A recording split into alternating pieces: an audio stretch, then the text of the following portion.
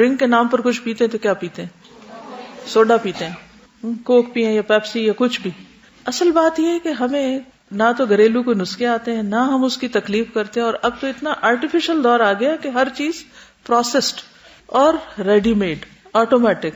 نہ دماغ استعمال کرنا پڑے، نہ عقل استعمال، نہ ہی کوئی کوشش، نہ ہاتھ نہ پاؤں، بس اندھا دھند کوئی بھی چیز. اور اس کو بعض اوقات آپ دیکھیں کہ جو کینز میں آتی ہیں چیزیں، اس کو کھول کے گلاس میں بھی ڈالنے کی تکلیف نہیں کرتے، اسی میں سے پی جاتے ہیں.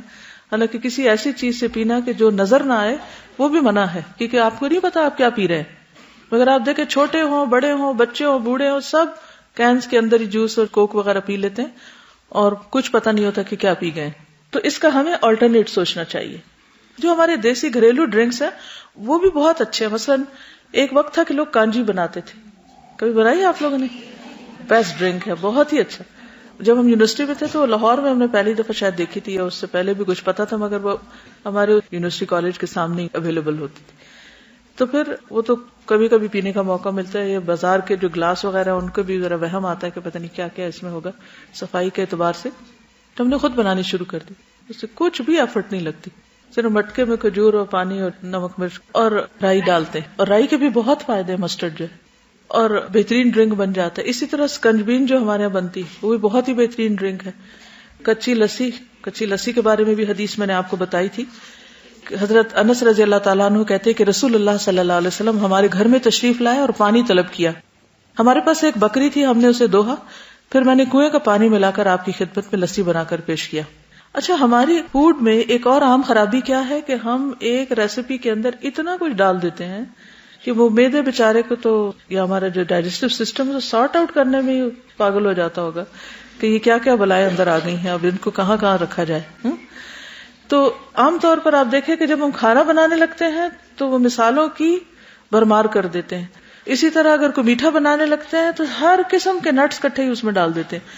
اسی طرح اگر کوئی ڈرنک بنانے لگے تو اس میں بھی 4-5 چیزیں جب تک اکٹھی نہ ہو تو ہمیں لگتا مزہ نہیں آیا، اور وہ مزہ کسی ایک چیز کا بھی اس میں نہیں آتا کہ وہ کیا کھا رہے ہیں کیا نہیں. تو اس میں سنگل فوڈ کا جو کانسیپٹ ہے یہ نبی صلی اللہ علیہ وسلم کے ہاں بہت عام ہے. اگر آپ دیکھیں تو سنگل فوڈ یعنی اس میں 2-3-4 چیزیں اکٹھی نہیں کی جاتی. اگر آپ کو کوئی بھی ڈائجسٹو پرابلم ہے تو آپ اپنی فوڈ کو تھوڑا سا اسی پیٹرن پر لے آئیں تو آپ دیکھیں گے کہ معدے کے بوجھ اور جلن اور اس کے بہت سے مسائل حل ہو جائیں گے، جن کو عام طور پر ہم ڈائجسٹو ٹیبلٹس لے کے حل کرتے رہتے ہیں، جو کہ اور زیادہ مرض کو ایک طرح سے انکریز کرتے رہتے، بڑھاتے رہتے ہیں. نبی صلی اللہ علیہ وسلم صبح شام نبیز پیا کرتے تھے، اور نبیز آپ کو معلوم ہے نا، پانی میں کھجور بھگو دینا اور اس پانی کو پینا. اس میں کھجور بھی یا تو آپ شیک کر لیں یا ویسے ہی اس کو گھول لیں. رسول اللہ صلی اللہ علیہ وسلم نے فرمایا تم میں سے جو آدمی نبیز پیے تو اسے چاہیے کہ وہ اکیلی کشمش کی یا اکیلی کھجور یا اکیلی کچی کھجور یعنی ڈوکے جس کو کہتے ہیں اس کی نبیز پیے، ان کو ملا کر نہیں پیے. ٹھیک ہے، کھجور اور کشمش کو ملائے نہیں. تو آپ یہ کر سکتے ہیں کہ ایک دن آپ کشمش کی پی لیں، دوسرے دن کھجور کی پی لیں، تیسرے دن کچی کھجور کی یا کسی بھی اور چیز کی. جیسے انجیر کو بھی کئی لوگ ڈبو کے رات کو رکھ دیتے ہیں اور اس کا بھی ایک ڈرنک سا بنا کے پی لیتے ہیں، تو وہ بھی آپ کر سکتے ہیں. لیکن انجیر کھجور ہر چیز کو خلط ملط نہ کریں. عبداللہ دلمی اپنے والد سے روایت کرتے ہیں، انہوں نے کہا کہ ہم رسول اللہ صلی اللہ علیہ وسلم کی خدمت میں حاضر ہوئے اور عرض کیا اے اللہ کے رسول صلی اللہ علیہ وسلم، آپ جانتے ہیں کہ ہم کون ہیں، کہاں سے آئے ہیں اور کس کے پاس آئے ہیں. آپ نے فرمایا اللہ کی طرف آئے ہو، اللہ کے رسول کی طرف آئے ہو، یعنی دین کی خاطر آئے ہو. ہم نے کہا اللہ کے رسول صلی اللہ علیہ وسلم ہمارے ہاں انگور ہوتے ہیں، ہم ان کا کیا کریں، یعنی کس طرح استعمال کریں. آپ نے فرمایا انہیں خشک کر کے ڈرائی کر کے زبیب یعنی کشمش یا منقع بنا لیا کرو. جو بڑا انگور ہوتا ہے اس کا منقع بنتا ہے، جو چھوٹا ہوتا ہے اس کی کشمش بنتی. ہم نے عرض کیا ہم زبیب کشمش کا کیا کریں، یعنی اسے سکھا کے پھر اس کو واٹ نیکسٹ. اب اس سے بھی آپ دیکھیں کہ مختلف لوگ کس قسم کے سوال بعض اوقات کرتے ہیں.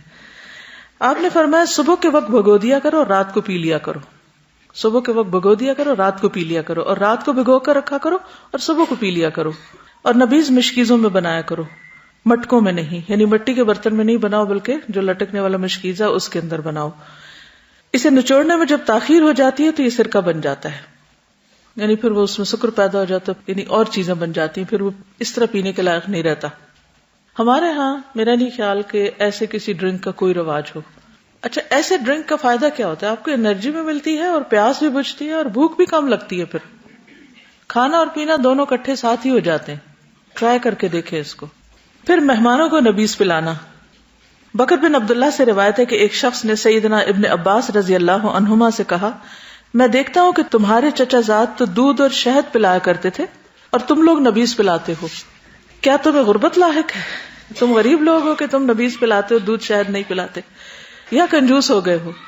تو ابن عباس نے جواب دیا, اللہ کا شکر ہے, نہ ہم محتاج ہیں نہ بخیل, یعنی نہ غریب ہے نہ کنجوس. دراصل جب نبی صلی اللہ علیہ وسلم اپنی سواری پر تشریف لائے تھے اور ان کے پیچھے اسامہ بیٹھے ہوئے تھے تو آپ نے پینے کو کچھ طلب کیا تو ہم نے انہیں ایک برتن میں نبیذ پیش کی تھی. آپ نے اس میں سے پی اور جو باقی بچی وہ اسامہ نے پی لی. پھر آپ صلی اللہ علیہ وسلم نے فرمایا, تم نے بہت خوب کیا, بہت اچھا کیا, سو ایسے ہی کیا کرو. چنانچہ رسول اللہ صلی اللہ علیہ وسلم نے جو فرما دیا ہے اس کو ہم بدلنا نہیں چاہتے. یہ لوگ تھے نا جو نبی صلی اللہ علیہ وسلم سے محبت کرتے تھے. ہم جب پڑھتے ہیں تھوڑا رو دھو بھی لیتے ہیں کہ آپ سے محبت ہے, آپ کا ذکر آئے درود شریف بھی پڑھ لیتے ہیں, بعضوں کو انگوٹھے وغیرہ بھی چوم لیتے ہیں, آنکھوں کو بھی ہاتھ لگا لیتے ہیں, اپنے ہی ہاتھ اپنے اوپر. اور پھر اس کے بعد یہ ہے کہ جب عمل کی باری آتی ہے تو ہم پیپسی پینا شروع کر دیتے ہیں. رو دھو کے بعد میں پیپسی پیئیں گے. اس کی کیا وجہ؟ ایک تو یہ کہ پتہ ہی نہیں ہے نبیذ کے بارے میں. کتنے لوگوں نے ان کلاسز میں جانا ہے؟ میجورٹی نے یہی جانا ہے نا. ہم نے پڑھا تو ہمیں پتا چلا ہے. پہلی بات ہے علم نہیں ہے. دوسری بات ہے کہ علم ہے تو بنانے کی تکلیف نہیں کرتے. سستی, لاپرواہی, نیگلیجنس, کہ لیک آف موٹیویشن. کیوں کرے؟ یہ ہمارا تو رواج نہیں تو عربوں کا تھا.